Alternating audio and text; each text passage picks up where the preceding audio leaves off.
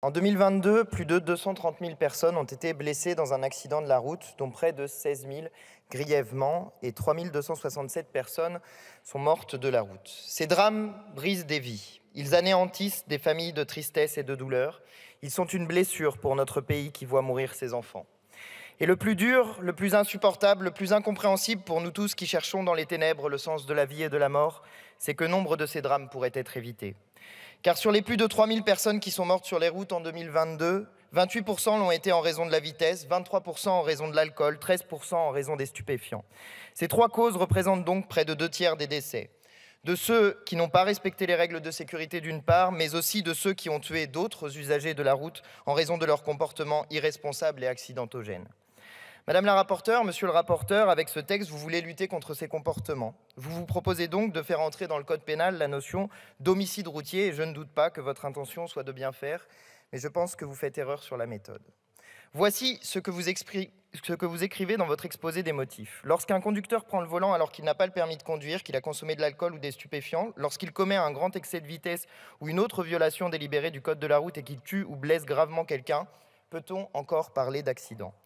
Vous répondez par la négative et vous proposez donc de changer les mots du code pénal pour créer cette qualification d'homicide routier. Et ce faisant, au regard du droit, vous créez une aberration juridique.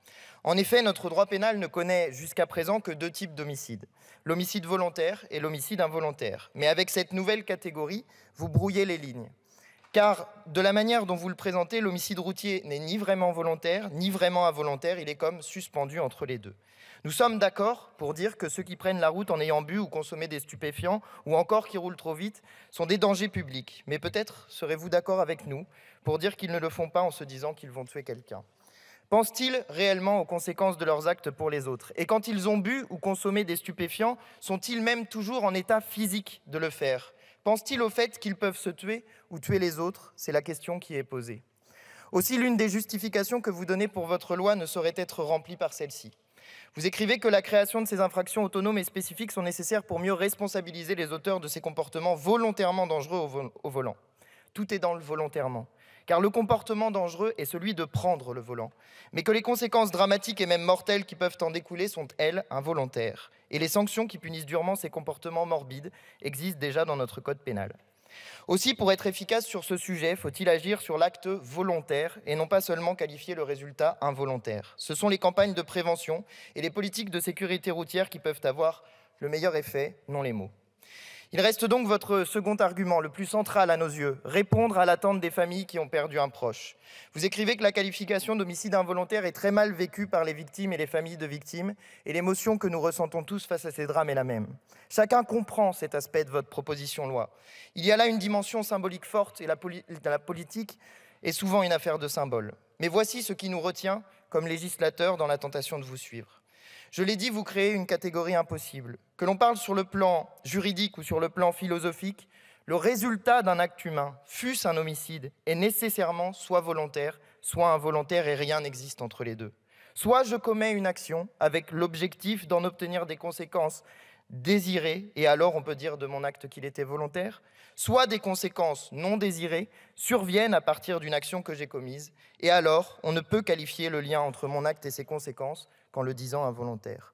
Entre les deux, il n'y a rien que notre droit puisse qualifier. Collègues, nous aussi, nous voulons bien faire sur le sujet et lutter efficacement contre les morts de la route. Nous aussi, nous partageons la douleur des familles de victimes qui peut pousser à vouloir changer les mots pour faciliter le deuil, car c'est aussi de cela dont il s'agit. Et dans le même temps, nous ne pouvons nous résoudre, sur le plan philosophique et juridique, à créer une catégorie qui manque de sens, pas plus que nous n'admettons que le durcissement de la réponse pénale soit une réponse efficace aux problèmes posés. Nous pensons que les mots ne ramènent pas les morts, et que l'objectif de la représentation nationale doit être de faire tout ce qui est en son pouvoir pour les éviter. Cela passe pour nous par des réponses en matière de prévention et de sécurité routière. Nous partageons donc votre objectif, sans en partager les méthodes, pour les raisons que je viens de vous exposer.